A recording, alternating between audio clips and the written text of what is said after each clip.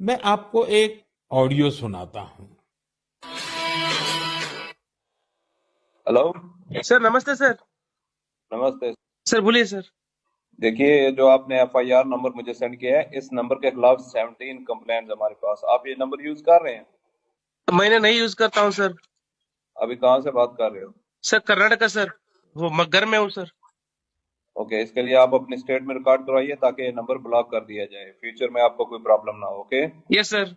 अभी मैं आपको कनेक्ट कर रहा हूँ, ये आपका इन्वेस्टिगेशन ऑफिसर है। आप अपनी स्टेट में रिकॉर्ड करवाइए ताकि ये नंबर ब्लॉक कर दिया जाए। Okay, yes sir yes sir yes sir. अब बताइएगा मैं किसके साथ बात कर रहा हूँ। अपना आधार कार्ड मुझे शो कीजिएगा वेरीफाई करने के लिए, बताइएगा। सर मेरे पास अभी नहीं है sir Aadhaar card sir, please sir. Phone आपके फोन में है?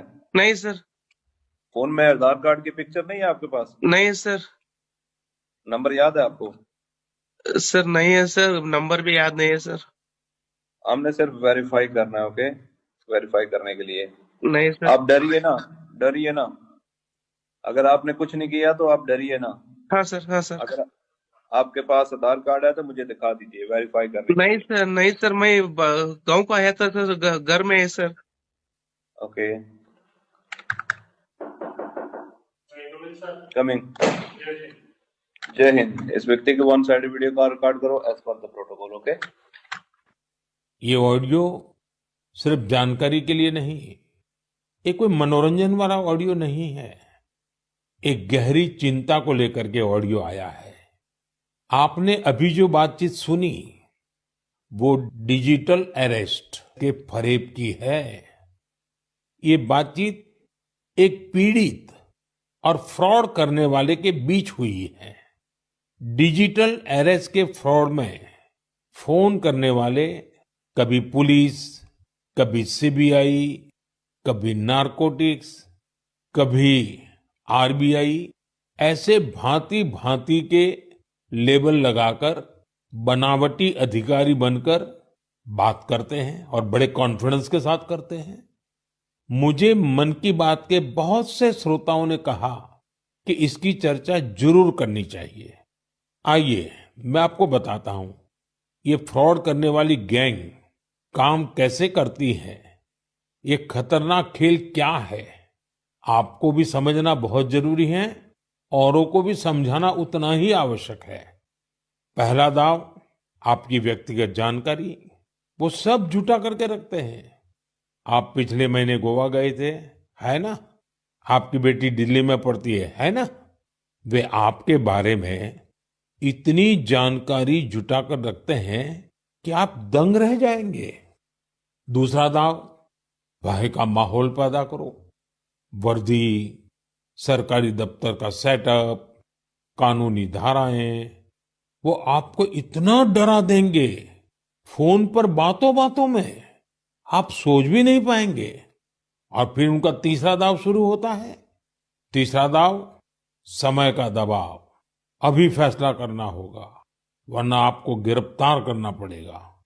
ये लोग पीड़ित पर इतना मनोवैज्ञानिक दबाव बना देते हैं कि वो सहम जाता है। डिजिटल अरेस्ट के शिकार होने वालों में हर वर्ग, हर उम्र के लोग हैं। लोगों ने डर की वजह से अपनी मेहनत से कमाए हुए लाखों रुपए गंवा दिए हैं।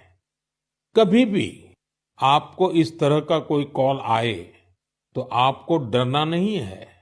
आपको पता होना चाहिए कोई भी जांच एजेंसी फोन कॉल या वीडियो कॉल पर इस तरह पूछताछ कभी भी नहीं करती।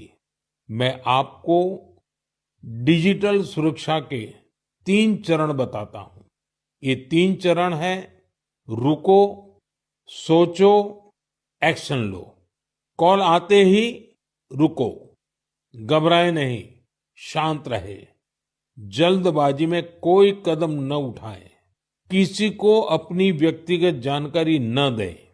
संभव हो तो स्क्रीनशॉट लें और रिकॉर्डिंग जरूर करें। इसके बाद आता है दूसरा चरण। पहला चरण था रुको, दूसरा चरण है सोचो।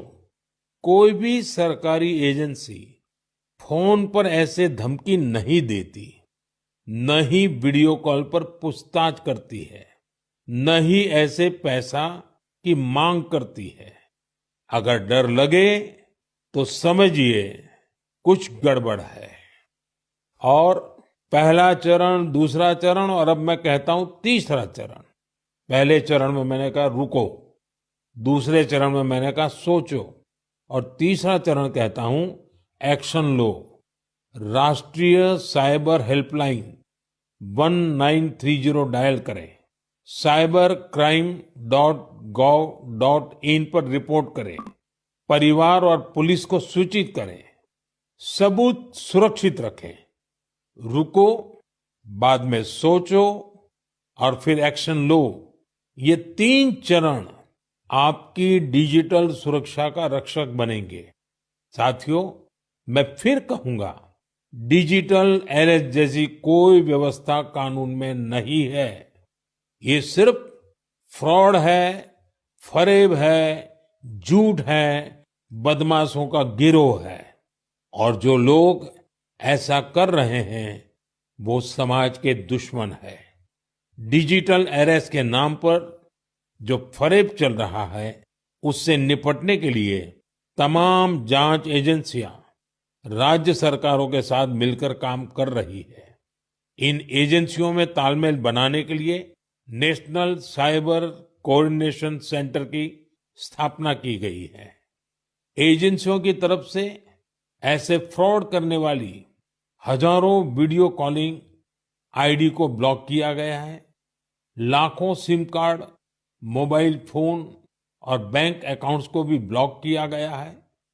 एजेंसियां अपना काम कर रही है, लेकिन डिजिटल अरेस्ट के नाम पर हो रहे स्कैम से बचने के लिए बहुत जरूरी है हर किसी की जागरूकता, हर नागरिक की जागरूकता। जो लोग भी इस तरह के साइबर फ्रॉड का शिकार होते हैं, उन्हें ज्यादा से ज्यादा लोगों को इसके बारे में बताना चाहिए। आप जागरूकता के लिए हैशटैग सेफ डिजिटल इंडिया का प्रयोग कर सकते हैं। मैं स्कूलों और कॉलेजों को भी कहूंगा कि साइबर स्कैम के खिलाफ मुहिम में छात्रों को भी जोड़े। समाज में सबके प्रयासों से ही हम इस चुनौती का मुकाबला कर सकते हैं।